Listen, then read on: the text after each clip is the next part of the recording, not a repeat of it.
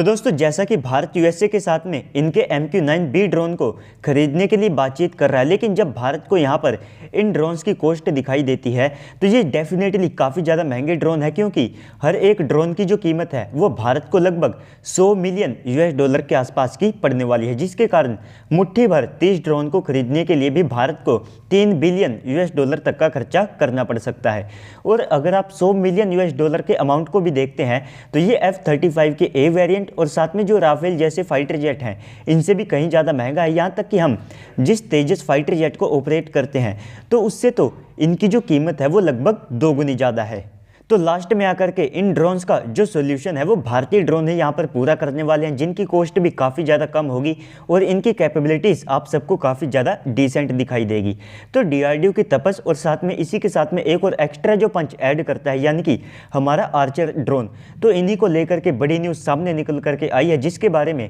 मैं आप सबको इस वीडियो में बताऊँगा। लेकिन उससे पहले आप अभी से वीडियो को लाइक करके कमेंट सेक्शन में जा करके जय हिंद कमेंट कर दीजिएगा। तो दोस्तों खबर कुछ ऐसी है कि हमारा जो तपस ड्रोन है जो कि पहले से ही अपने मेजर और साथ में जो बड़े माइलस्टोन्स हैं इनको अचीव कर चुका है, इसके बाद में हमारी ADE और साथ में DRDO ने सेनाओं के ऊपर ये प्रेशर बनाया है कि आप इसके जल्द से जल्द जितने भी यूज़र ट्रायल्स हैं उनको कंप्लीट करके इसको मास प्रोडक्शन के लिए रेडी करिए, जिसके बाद में आप सब देखेंगे कि इस साल के अगस्त महीने से फाइनली इसका जो मास प्रोडक्शन है वो हमारी HAL के द्वारा शुरू किया जा सकता होगा। इसके बाद में यहाँ पर जो तपस ड्रोन है तो इसके ऊपर आप सबको 350 किलोग्राम तक का जो पेलोड है वो भी दिखाई देगा, जिसमें ना केवल ये अपने साथ में इलेक्ट्रो ऑप्टिकल पेलोड, सेंसर्स और साथ में जो वेपन्स है उनको भी कैरी करता हुआ दिखाई देगा। इसी के बाद में हम एक और ड्रोन को डेवलप कर रहे हैं जो कि बेसिकली हमारे रुस्तम 1 ड्रोन के ऊपर बेस्ड होगा, जिसे हम सब आर्चर ड्रोन के नाम से जानते हैं। तो ये जो ड्रोन है इसके ऊपर वेपन्स को इंटीग्रेट करने के लिए हमारी ADE और साथ में DRDO ने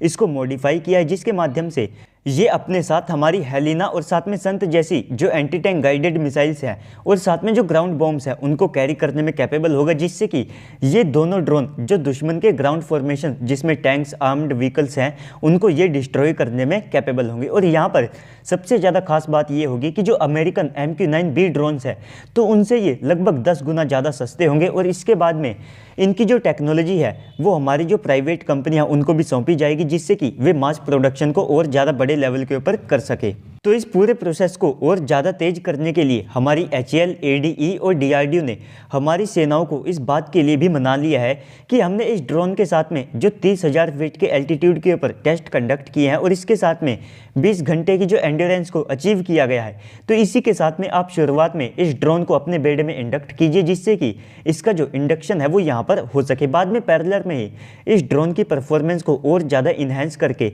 भारतीय सेनाओं की जो रिक्वायरमेंट है उसको यहाँ पर पूरा किया जाएगा। और इसी के साथ में जो आर्चर ड्रोन है जो कि बेसिकली हमारे लिए एक TB2 ड्रोन का काम करने वाला है, तो अगर मान लीजिए युद्ध के समय में इस प्रकार के ड्रोन को मार भी गिराया जाता है तो इससे भारतीय सेनाओं को ज़्यादा फर्क नहीं पड़ेगा, क्योंकि जैसा कि मैंने आप सबको बताया कि कॉस्ट इफेक्टिव सोल्यूशन है जो कि भारतीय सेनाओं को एक अच्छी डिसेंट कैपेबिलिटीज़ यहाँ पर प्रोवाइड कराएंगे। इसके बाद में ये छोटे ड्रोन्स होते हैं जिनके कारण इसका मास प्रोडक्शन काफ़ी ज़्यादा तेज़ी से किया जा सकता है। बाकी अगर आप अमेरिका की डील को देखते हैं तो वहाँ से भी भारत को अच्छे खासे जो फ़ायदे हैं वे यहाँ पर मिल सकते हैं, क्योंकि अमेरिका उन ड्रोन्स की 60% जो असेंबली लाइन है वो भारत को देने के लिए तैयार है। साथ ही साथ उन ड्रोन्स की काफ़ी सारी ऐसी निच टेक्नोलॉजीज है जो कि USA के द्वारा भारत को प्रोवाइड कराई जा सकती है। इसी के साथ में ड्रोन्स को लेकर के भारत खुद से ही जिस टेक्नोलॉजी को डेवलप कर चुका है, तो इसका इस्तेमाल करते हुए हम अमेरिकन ड्रोन्स के अंदर भी अपने जो कंपोनेंट्स हैं उनको यहाँ पर लगा सकते हैं। तो दोस्तों ओवरऑल इस पूरी न्यूज़ के बाद अब आप सबको क्या लगता है कमेंट सेक्शन में बताइएगा। साथ ही साथ